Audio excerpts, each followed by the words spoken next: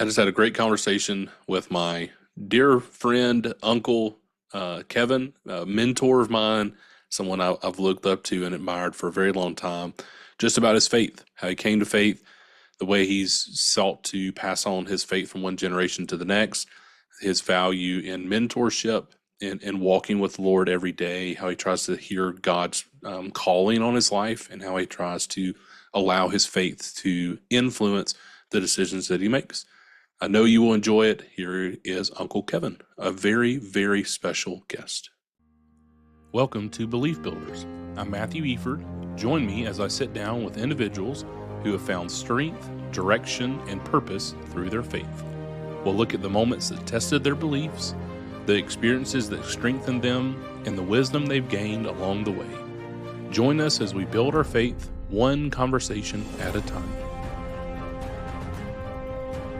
Welcome to the Belief Builders. I have a special guest with me today, my uncle, Kevin Shaw, someone that I've looked up to and admired most of my life, that I've known him. I'm excited to be in a conversation with him today. He is on my board of advisors.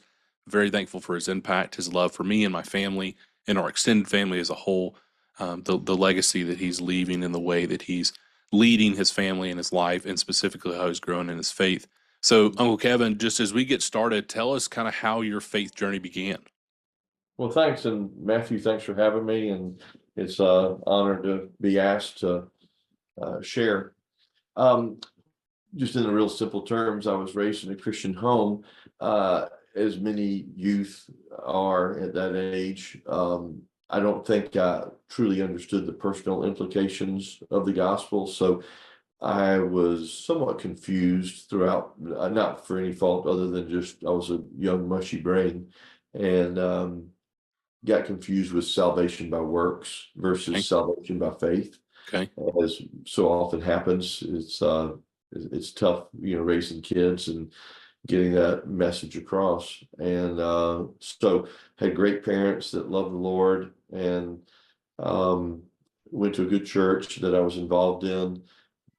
But when I started getting discipled when I was in college at Georgia Tech, I started understanding more of what the gospel really was about. And so it was then that I understood why Christ had to die and why that was effective for me and needed for me in terms of atonement. So the gospel started getting more unpacked and again got internalized during the early college years, and thankfully it was happening at the same time. There was a guy in my life, Wayne, at campus minister at Georgia Tech, who challenged me to get discipled, and that involved things like I was in a fraternity. He wanted to take me around to other fraternity houses and have me share my faith, and that's how I figured out that I didn't know how to articulate it.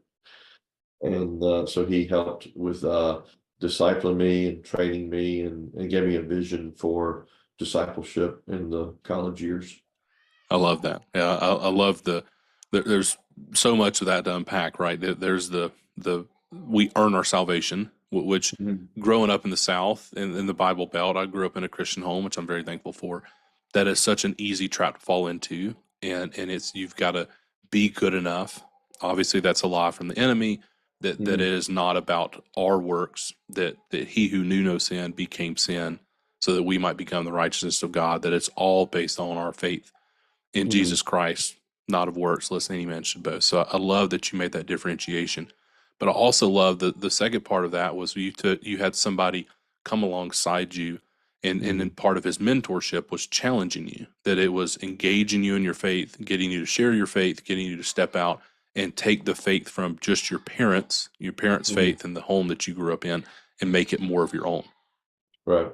And I've wanted to encourage my kids that, everything, the parents don't have all the answers and can't always relate. So as much as I'd like for our kids to get so much from us, we've always encouraged them to have connections with other mentors and disciple makers.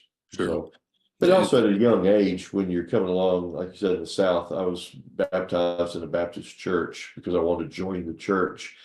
to the best of my knowledge. But in terms of the doctrine of the justification by faith for a young child is, you know, Yeah. it's tough. Yeah. No, it can definitely be. So talk to us about your faith. How do you allow your faith to influence, determine your decisions, both professionally and personally? What's kind of your approach to that? I think early on, and I've been in a mentoring relationship, being mentored for many years, but one thing my mentor emphasizes a lot is what is pleasing to God, what is pleasing to the Lord. I mean, when you get down to interpreting scripture or hearing about a moral value or a code of ethics or something that's outward behavior, and even from the standpoint of our mind and what we meditate on in our heart and what our theology is. But at the crux of it is going back to what pleases the Lord right here, and not versus me.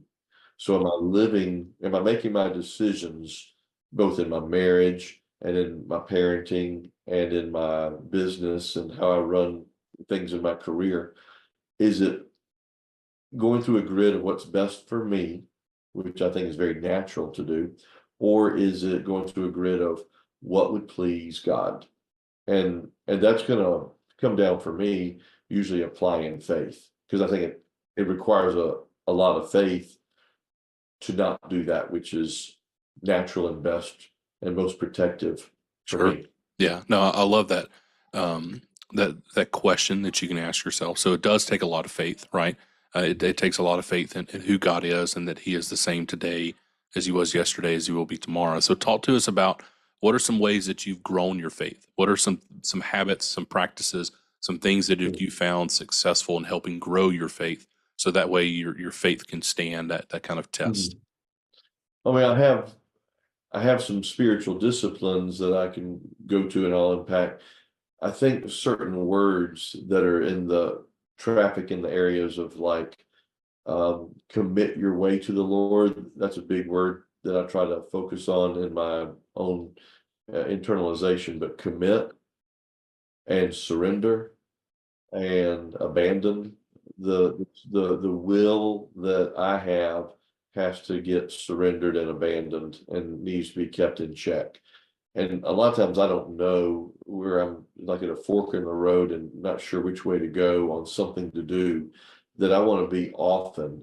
And I would say in my maybe 40 years of walking with the Lord, it has grown more and more, thankfully, that I'm committing more to the Lord as I ask and bring Him into what should I do. And so if I don't know, I will commit that to Him and say, God, I commit this to you. And please, as I go from here, would you please direct my path? Because Yeah. a lot of times we just don't know and having to apply faith. But I on the love that. So a on lot of people will the kind of, yeah, go ahead. I was going to cover spiritual disciplines, but Yeah, if you have please go ahead. the main spiritual disciplines, obviously for me would be the being in the Word, which is a regular thing for me. I have to be careful about it not just being a checkbox, but I need to make sure that I'm having, for me, more contemplative reflection time in the Word and not just reading it.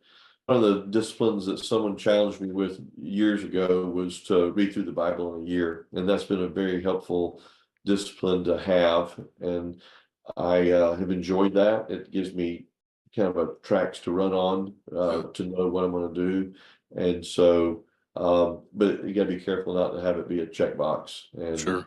where I'm not doing it in a contemplative way. So that's a challenge for me is just as I read the word is to reflect on it in prayer and I'll have my things to do in terms of intercessory prayer, but as it's not just to have a quiet time in the morning, but to be more organic during the day and to bring God into whatever I'm doing. And in my years of walking with Him, it's gotten to be more of a practice to have that be more of an organic, iterative process Yeah. as opposed to just a set time in the morning. Yeah, I love that so much. I love my dad gave me a 1 year Bible when I went to college, and Mhm. I'm 14 years into it now, I think, and I love it. I absolutely, it's been one of the greatest gifts I've ever been given, and I love the time. I love the kind of the structure because I need that structure for me. It's just my personality. But I do Mhm. love the point that you made that it's not just a, hey, I'm going to spend a little bit of time in the morning and that's going to be my time for the day. That Mhm. it's no, I'm going to try to interweave this into the whole day, into Mhm. all of who I am, because my faith is the biggest influence in my life. And I love that because then it helps to shape and guide your decisions that you're now in constant communion with the Lord. I Right. love that so much. Mhm. So Cool. you've talked a lot about people that Mhm. have made impacts in you. You've referenced mentors. You've referenced your parents. Mhm. Tell me about somebody, or tell us about someone who's significantly influenced your faith, and maybe something that they taught you, or some things that they taught you. Sure. Well, we got kind of three main people would be early on, my mom and dad, and that continues throughout your life, even into their 80s. And then my wife, who has just been a huge blessing for 37 years and has definitely challenged me in my faith and encouraged me in my faith. And we spur each other on. And so I'm very thankful for Diana. Yeah. But landing on I was, I feel called back in 1990, so over 30 years ago, to marketplace ministry. And so early on, God put a man in my life back around 1991, January of 91. So it's been about Okay. 33 years. Um, Lynn Sykes, as a marketplace minister, came in my life. And so he and I get together once a month for lunch, and it's usually about a 2.5 hour lunch. Wow. And I think from Lynn, the main thing that I have absorbed and gotten is his focus has always been on intimacy with Jesus.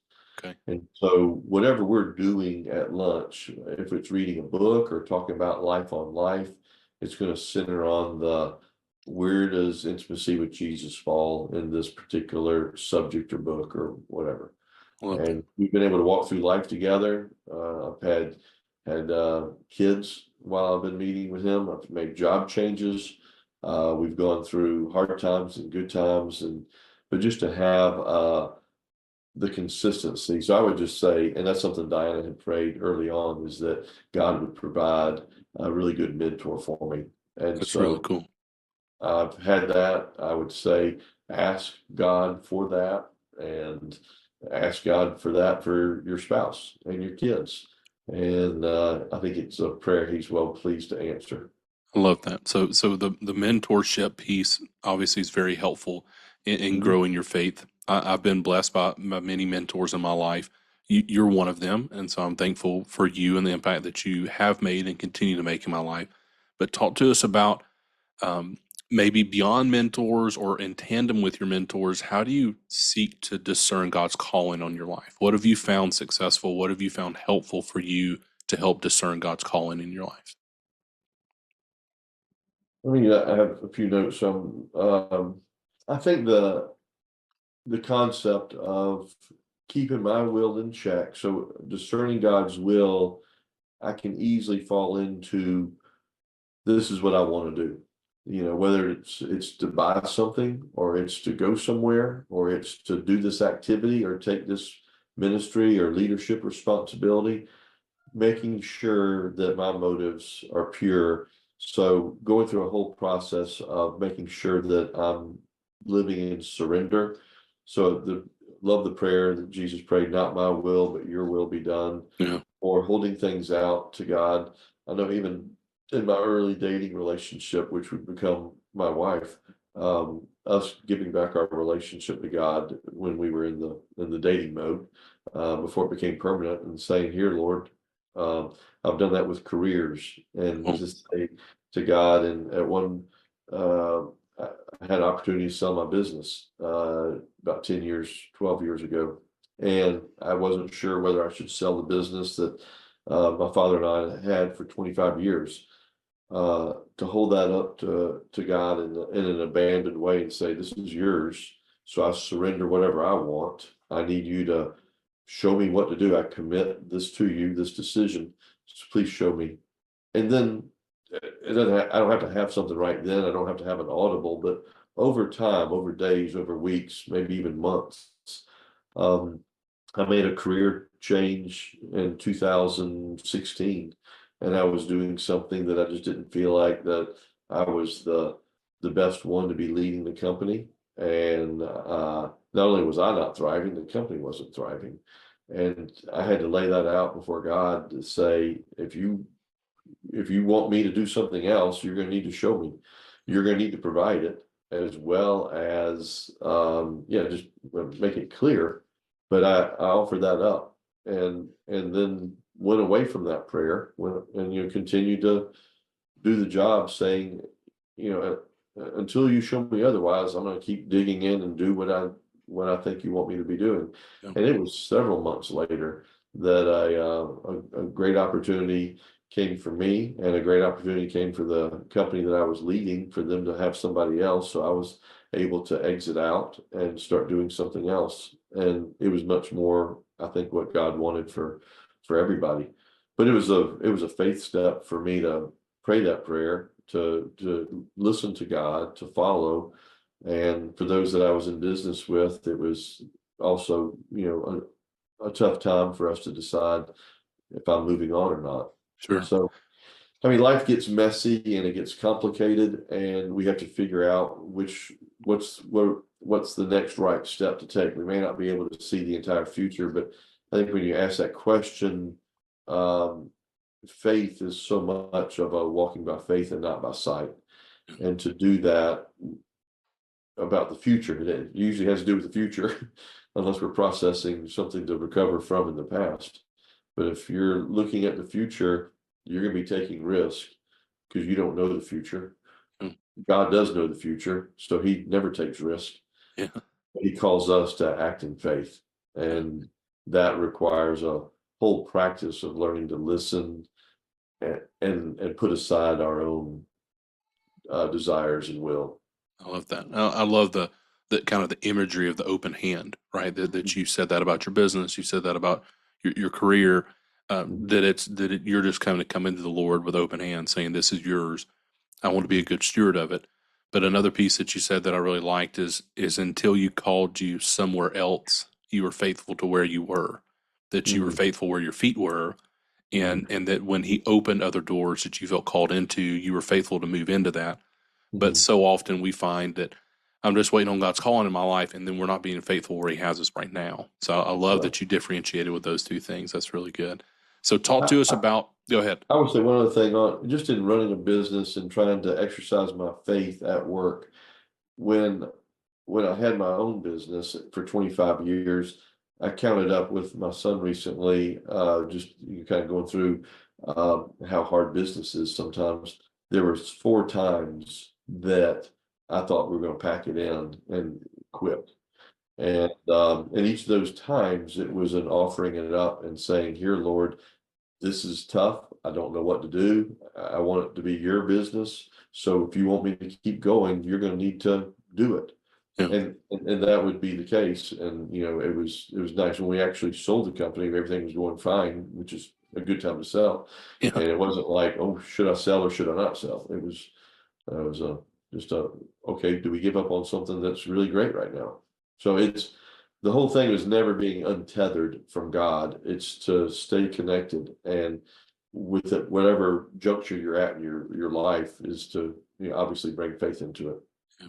I love that. I love the practicality of allowing our faith to be Mhm. influencing the decisions we make, hearing God's call in our life. I love that so Mhm. much. So talk to us about a book, podcast, sermon, some kind of series that you've recently listened to or read that's really kind of set your heart on fire. Back in the spring, our pastor, Zach Bradley at our church, here in town, Atlanta, Brookhaven Pres, he had a good sermon on ordinariness. And, Okay. a few weeks later, my mentor challenged me to read a book with him called Same Old Same. or Same Old, Same New Okay. by Mike Mason. And it's on ordinariness. So like, okay, maybe God's wanting me to learn about that. And so recently in a discipleship group that I lead for young men in their 30s, we started doing that book. And so Cool. it's ordinariness is the opposite of extraordinary, and it's most of our life is ordinary. It's learning to abide and live in the ordinary versus seeking the extraordinary and Yeah. looking for it, and almost saying, I'm not satisfied in the ordinary unless I'm doing something that's spectacular, or I want to make sure I leave my mark or anything like that. The ordinary is being okay with where things are, if it's washing dishes or cutting the lawn, changing diapers. But a lot of life is lived there. So good book there.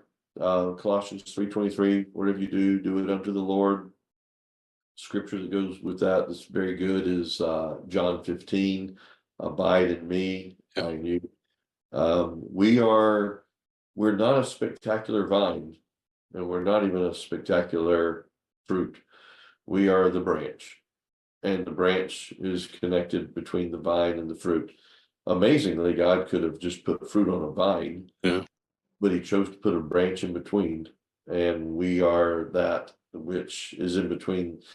Jesus, the vine, is the he that gives living waters, and the fruit, the outcome of much work. And he wants us to produce fruit, but it comes through a branch concept. I love that. Yeah, it puts in perspective, right? How much impact we have, how much we can do.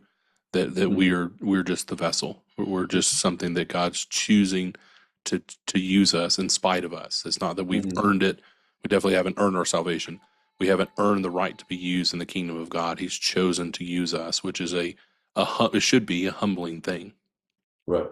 And if he's not using us, he can use somebody else pretty Yeah, quickly. yeah, So I don't, I mean, I know he gives spiritual gifts, and I know he has specific plans and works in his sovereign ways. Um, but did not make too big of that yeah, we're the thing. yeah. We're not God's gift to humanity. That's for Right. sure. So talk to us about you've yeah, I know your children, my cousins, but how were y'all intentional to try to pass on your faith from one generation to the next? Well, I would say we were intentional with doing some things during family time, um, or the kids called it FFT, which was forced family time. And so during FFT, we would try to have something that was, kid-based learning lesson, um, bring some scripture into it, and we would do that on some regularity. Actually, now that I'm 60, I can't remember what the regular rhythm was, That's but okay.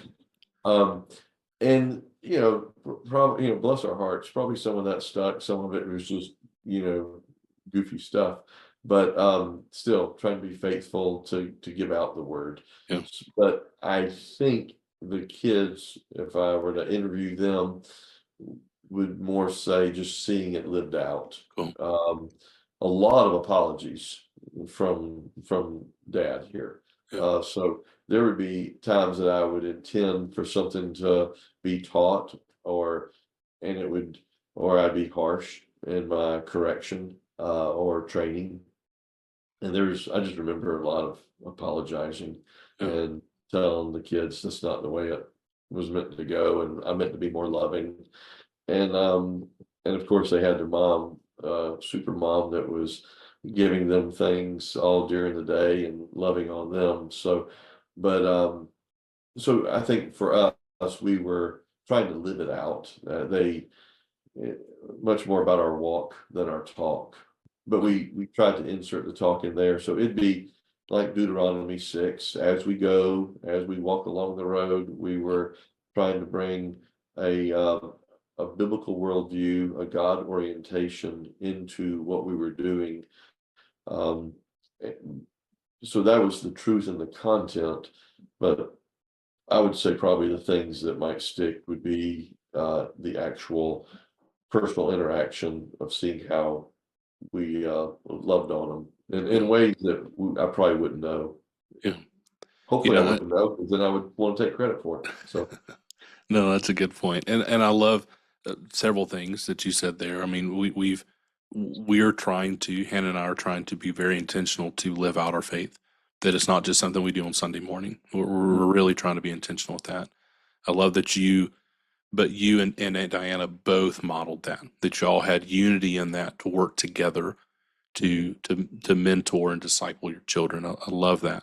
Um, mhm, and I also love the piece of the forgiveness, right? You apologize, you ask for forgiveness, but the example that you're setting there is that you're not the one that saves your kids.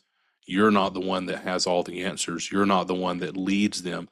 We were reading in our small group at church a few weeks ago through John 14, and we got to John 14:6. I'm the way, the truth, and the life. No man comes to the Father except through me. And it really hit my heart of the Lord saying, "Hey, Matthew, how often are you parenting where you're inserting you as the I here instead mhm, of Jesus? That I'm showing my boys, I'm not telling them, but I'm showing them by so many of my actions that mhm, I am the way. Matthew, Dad, is the way, the truth, and life." And so instead of saying, no, you know what? I mess up, I fail, I'm not perfect, but I know the mhm, one who is. mhm. I know the one who is perfect, and trying to always point them back to him. Yeah, that's awesome. Yeah, I like that. Yeah. Yeah, pointing, I think as a direction signal, pointing them to Jesus is huge, and it takes us out of it as, you're not trying to watch me, as much as, Yeah. watch the Lord. Yeah, watch Good. watch the Lord through me. So let's end on this. I really appreciate your time. I Sure. appreciate you jumping on here with us. But the question we always try to end on is, what advice would you give to yourself 10 years ago? Uh, I would be more understanding. I would hopefully be. I would say, don't make big things out of small things. Um, be more empathetic. Understand where people are coming from. A lot of things that I took as being black and white probably were a lot of gray areas. Okay. And I think black and white, we like to see things black and white because it's more of a formula. If Yeah. it's black, do this. If it's white, do this. Yeah. Right, wrong, binary. But I think a lot of life is gray, and and that's where wisdom is needed, is in the gray. There's not very much wisdom needed when it's formulaic and it's Yeah. black and white. Yeah. That's But a if it's great point. gray and different shades there, you got to figure out and listen to God about what should I do here, and when is empathy needed, or when is truth needed, Sure. uh, love and grace, justice and truth, and these things are not pitted to be against each other, but just a lot of times there's a spectrum that we're on. So that's, yeah, I'd say in a nutshell, kind of that. I love that so much. Well, I think it's an excellent point to end on. Thank you, Uncle Kevin, so much for joining us. Thank you for the life that you are living, the life that you have lived, and the example that you've set. Thank you for sharing some wisdom with us today. Everybody, thank you for joining Belief Builders. Thank you for following along, and we will see you soon. We're so glad you could join us on this episode of Belief Builders. We hope today's discussion has strengthened your spirit and encouraged you in your own journey of faith. Be sure to follow along for more uplifting stories. If you haven't already, hit that subscribe button and share this podcast with friends and family. Let us know in the comments if there's someone whose faith journey you would love to hear. We're always eager to share more stories that inspire and uplift. Until next time, keep building a faith that guides your decisions.